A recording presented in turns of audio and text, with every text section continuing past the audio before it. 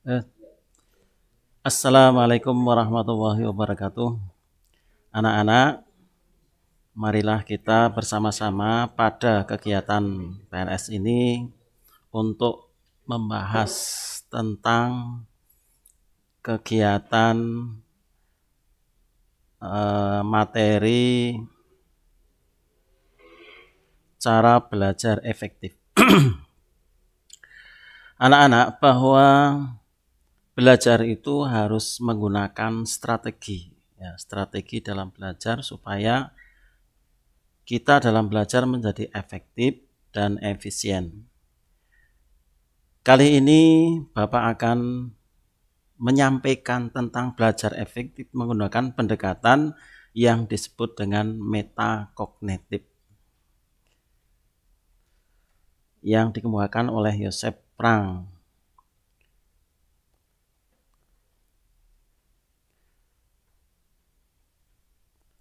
Sebelum menyampaikan tentang belajar efektif, perkenalkan dulu, nama saya Sutejo, guru IPS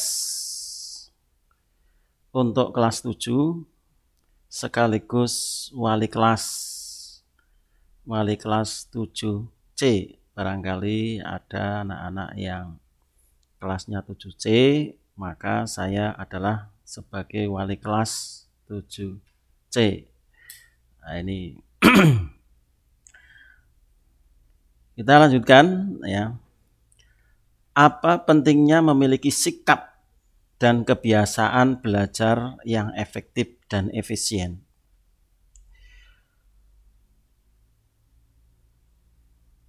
Belajar itu apa? Ya, kalau orang belajar sepeda, tentunya dari tidak bisa menjadi bisa. Kemudian kalau membaca, dari tidak mengerti menjadi mengerti. Itulah arti belajar yang sebenarnya.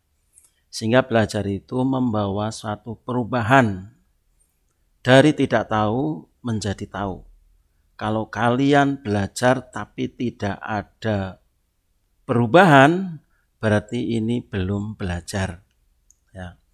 Nah, dalam belajar efektif, ya, apa itu belajar efektif itu? Yang pertama, bahwa belajar efektif itu ada belajar yang menyenangkan, tidak membebankan, ya, tidak menjadikan stres dalam belajar.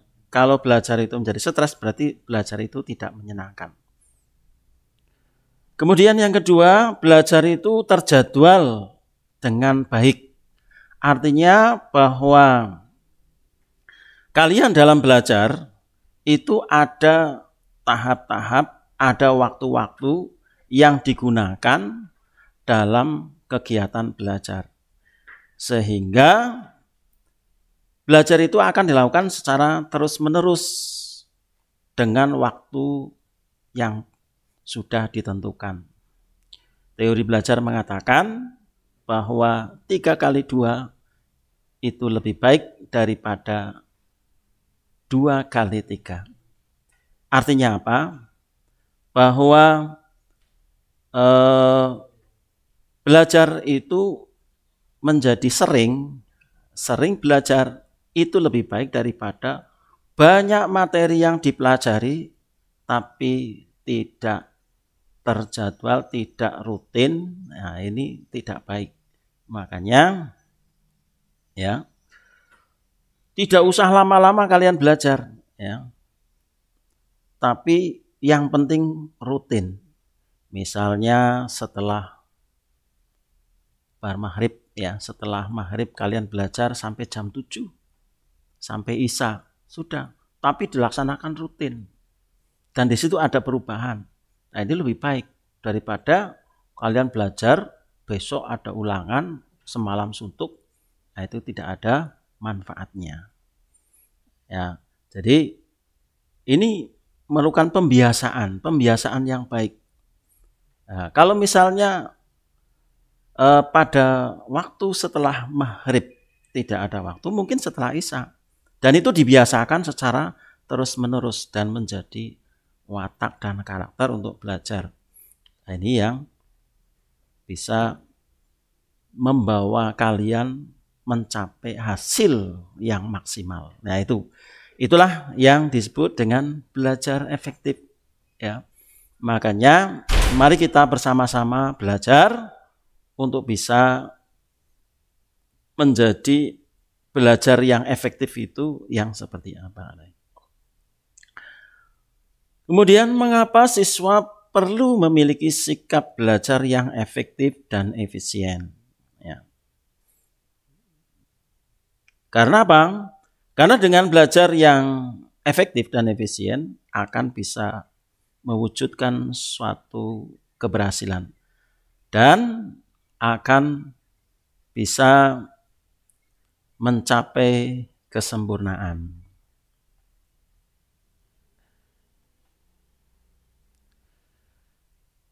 Kita lanjutkan, ya. Mengapa kita dalam belajar itu perlu terjadwal dan menyenangkan? Dalam bekerja, otak kita itu juga dipengaruhi oleh kondisi fisik kita. Artinya, kalau kondisi fisik kita capek, maka otak kita itu tidak dapat bekerja dengan maksimal. Nah, kalau otak kita tidak bisa bekerja dengan maksimal, maka informasi yang kita terima juga tidak dapat disimpan dengan baik oleh ingatan kita. Sehingga apa? Sehingga informasi yang pernah kita terima apabila dibutuhkan untuk dimunculkan lagi, tidak dapat kita gunakan lagi. Ya, saat kita butuhkan berarti saat kita butuhkan ora kelingan, yaitu ya tidak bisa memunculkan kembali. Nah, makanya ini harus dibiasakan, terjadwal, menyenangkan sehingga otak bisa menerima dengan baik. Perlu Anda ingat, belajar kebut semalam tidak efektif dan tidak bermanfaat buat siswa. Ya, karena akhir-akhir ini kalau ada ulangan, mesti apa yang dilakukan itu untuk belajar pagi karena besok ada ulangan. Sehingga dikebut semalam sampai ya semalam suntuk. Nah, belajar yang semacam ini itu tentu tidak ada manfaatnya. Karena apa? Karena hanya menimbulkan kelelahan otak, ya bisa juga menimbulkan sakit dan sebagainya ini ya apabila dipaksaan semacam ini. Makanya ya jangan membiasakan ya belajar semalam suntuk seperti wayangan, tidak bisa. Ya. Ini tidak ada manfaatnya. Kemudian apa saja yang harus diperhatikan dalam belajar efektif?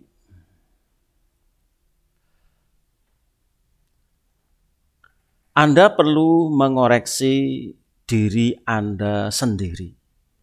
Bagaimana emosi yang dimiliki oleh kamu? Ya. Apakah kamu sudah bisa mengendalikan emosi? Apakah kalian sudah bisa mengendalikan diri? Kalau kalian belum bisa mengendalikan diri, nah ini sangat berbahaya. Karena apa? Karena pengendalian diri adalah syarat dalam mencapai suatu kesuksesan. Nah, ini yang perlu diperhatikan, ya. Karena emosi dalam diri kalian, ya, cobalah munculkan emosi-emosi yang positif, ya, yang positif. Jangan emosi yang negatif, apalagi destruktif. Ya, emosi yang negatif atau destruktif, misalnya ngamukan, ya. Ya, ini jelas tidak bermanfaat, ya. Lah, gunakan emosi yang positif, yang baik-baik, ya, untuk menjaga tenggang rasa dengan temannya, menjaga perasaan temannya, saling toleransi, ya, dengan temannya. Itu adalah bentuk-bentuk emosi yang positif. Penghargaan terhadap kreativitas temannya, itu adalah emosi yang positif. Lah, emosi-emosi yang positif ini, ya, akan menuju pada kekuatan otak. Otak bisa terbentuk untuk menghargai pendapat orang lain dan lain sebagainya. Ya. Sehingga dengan kekuatan otak yang semacam itu, ya, akan membentuk suatu karakter yang baik.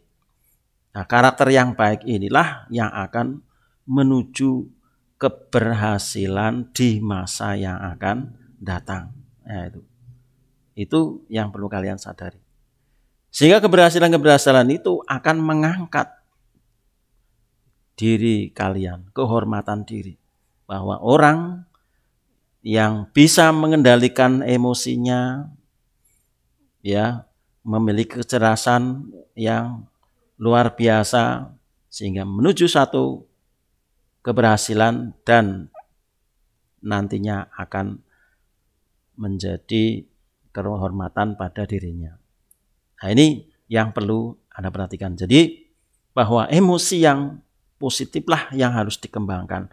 Emosi negatif, destruktif, suka merusak, itu harus kita hindari.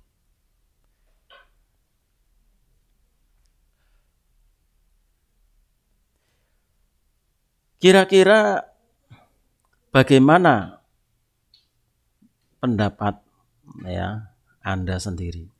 Kira-kira apa yang Anda miliki? Kira-kira emosi-emosi yang mana yang kalian kembangkan dalam kehidupan sehari-hari? Ya.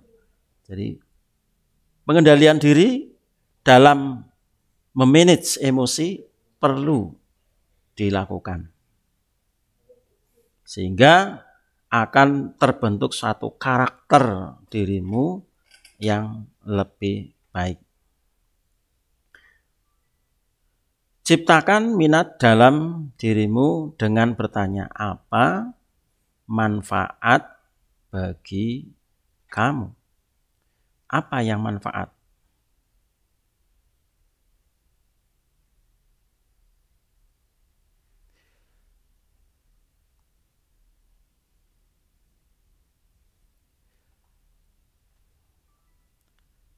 Mari kita berintrospeksi kepada diri kita masing-masing, ya.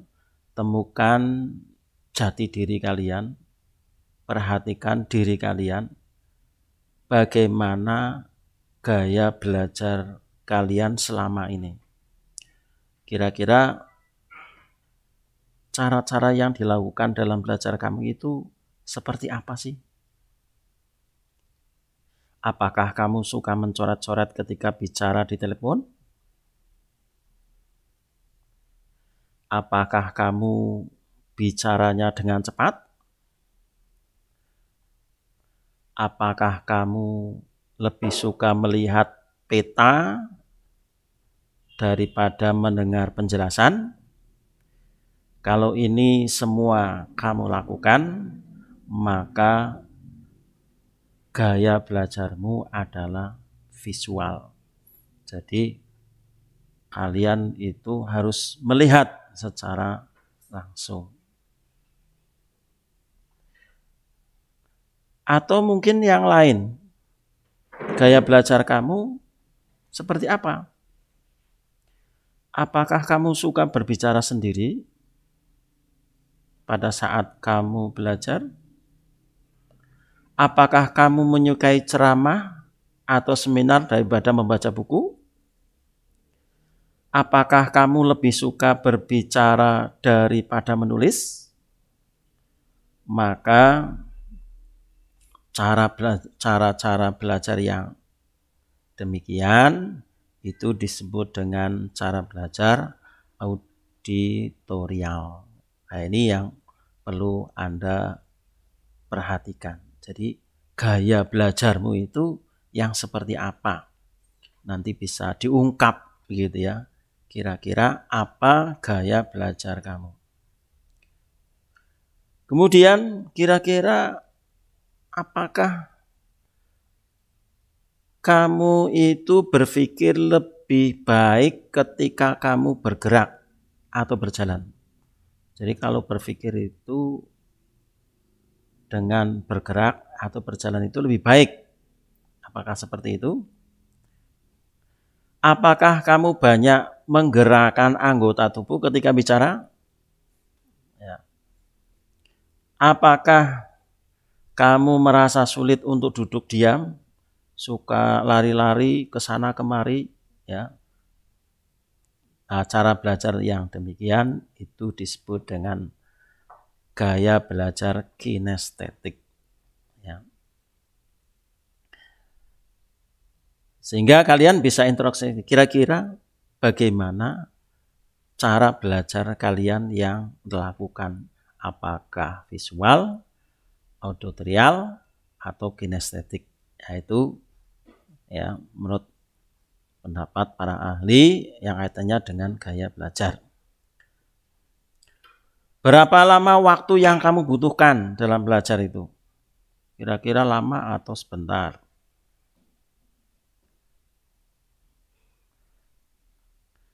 Perhatikan lingkungannya. Pilihlah tempat-tempat yang menurut kamu nyaman. Kalau misalnya belajar, ya, pilihlah tempat yang menurut kamu nyaman untuk belajar. Di ruangan, di kamar, di tempat-tempat terbuka, bisa atau di bawah pohon atau yang lain. Atau kamu lebih nyaman sambil mendengarkan musik, ya silakan. Yaitu adalah cara-cara belajar yang dilakukan oleh seseorang, gaya. Nah, silakan.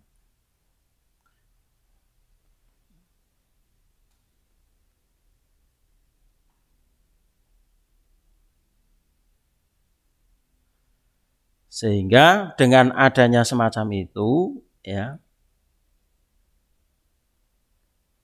akan meningkatkan konsentrasi.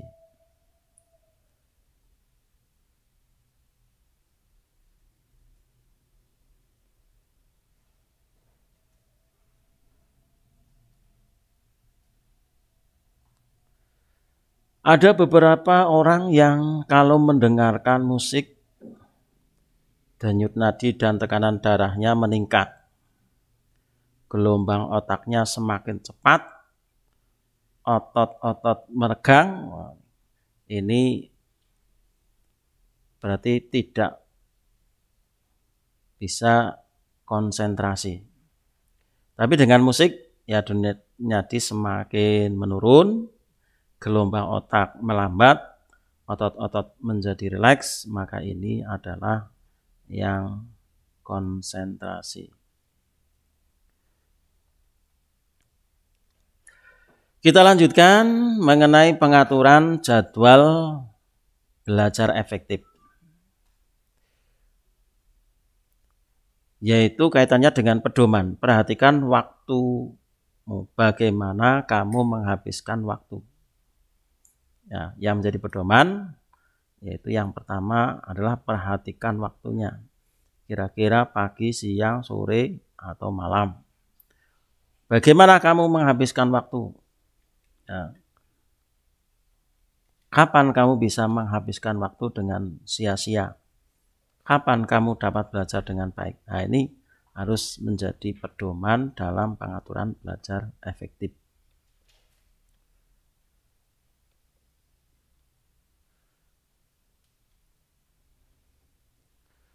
Rencana jadwal belajar yang efektif. Beri waktu yang cukup untuk tidur, makan, dan kegiatan hiburan.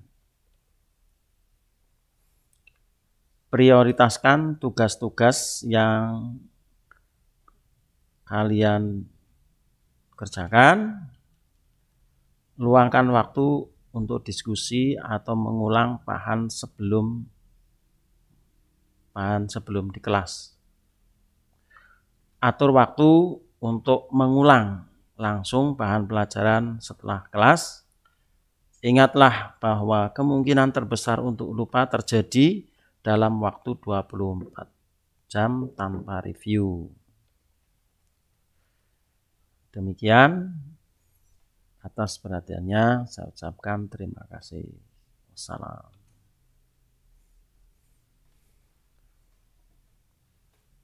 Bapak? Wes.